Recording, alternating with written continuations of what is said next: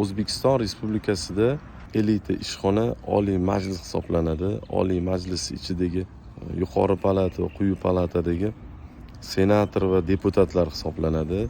Bu shaxslar O'zbekiston Respublikasida qabul qilinadigan qonunlar, amaldagi qonun qoidalarni ishlab chiqishda to'g'ridan to'g'ri ishtirok etadi.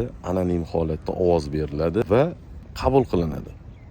Endi biza hozirgi dolzarb bo'lib turgan kasallik, sklerozlashgan panensefalit kasalligini tadqiqot o'tkazishda kelib chiqish sabablari, dunyo malakasini o'rgangan holda O'zbekistonda ushbu virusni davosini topish va uni oldini olish bo'yicha amalga oshiriladigan ishlarni strategiyasini, algoritmini ishlab chiqish bo'yicha shaxsan men O'zbekiston Respublikasi Oliy Majlisini senatori bor, Abdullayev Bahrom aka degan odam, to'g'ridan to'g'ri shu odamga sog'liqni saqlash tizimi, ilm, fan, ta'lim tizimi qaraydi.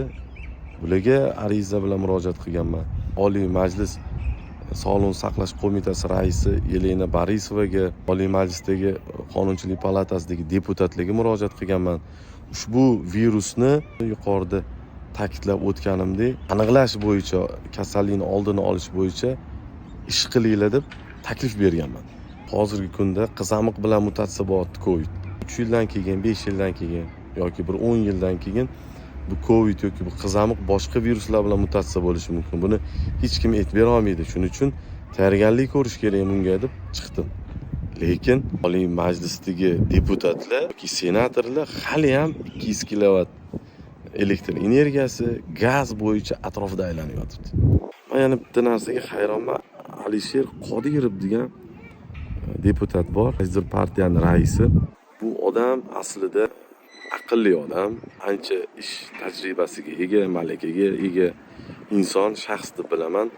Lekin bu insonni xalqqa adaptatsiya qilish uchun Oliy Majlisda qilayotgan noto'g'ri xatti-harakatlarini suvash uchun bu odamni amaldagi aqli yetmayapti. Agar tushuntira olgan bo'lsam, o'sha 200 kilovatni qabul qilinishida to'g'ridan to'g'ri Alisher Qodirov ishtirok etgan. O'sha yerda deputatlar, ya'ni Oliy Majlisdagi a'zolar qo'llab-quvvatlagan har bitta xonadonga 200 kilovat limit berishi. Endi qo'llab-quvvatlagandan keyin noto'g'riligini sezib qolishdi. Noto'g'riligi shundaki, meni uyimda bitta o'zim yashasam, meni akamning uyida 10 kishi yashaydi. Kimnidir uyida 15 kishi yashaydi. Unga ham 200 kilovat, bunga ham 200 kilovat. Shuni noto'g'riligini tushunib qolishdi-da, har xil narsalar o'ylab topishyapti. Aslida buni qilish kerak, aslida buni qilish kerak. Xo'p, Alisher Qodirov kosa soqarmaydi deyapsiz, o'sha gazni isitishga yoki ovqatga ishlatganlarni. Siz uzviy elektr energiyasini ta'minlab qo'ying, keyin ishlatmaydi. Ta'minlamay turib nima deyapsiz? Bizgina fahm farosat bilan gapirish kerak-da. Siz o'zingizni qanaqa malakaga egaligingiz, qanchalik aql idrokka egaligingizni shu gaplaringizdan bildirib qo'yasiz.